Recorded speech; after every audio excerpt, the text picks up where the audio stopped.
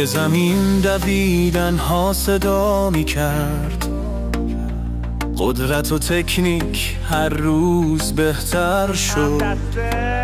لابلای پاهاشون توپ رقصید. حمید مهابادی با این تیم قهرمان شد.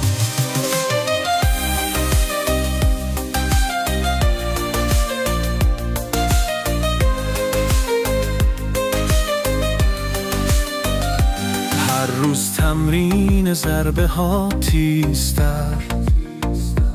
آرمین و پرهام دلها رو بردن. رقیب ها نگران از این بازی. هر شوتشون دروازه رو لرزوندن. چشمه از اون فوتباله رو داریم اینجا میبینیم. تکنیک جوگوبونی توی خونشون عرق هر قدم. آرزوشون کاپا و گلها بساز رویاها. با هدایت مربی حمید مهابادی. نقشه های بازی روی تخت بود.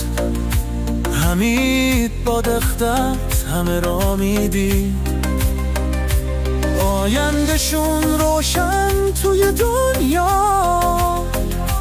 بهترین ها توی دست های حمید.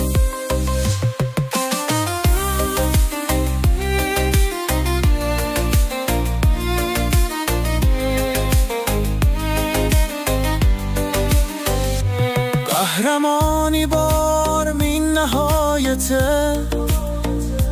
پرهام پشتش با همه عشقه. تلاش و زحمت توی تمریناشون. جوگوبونی تو روش خودشه.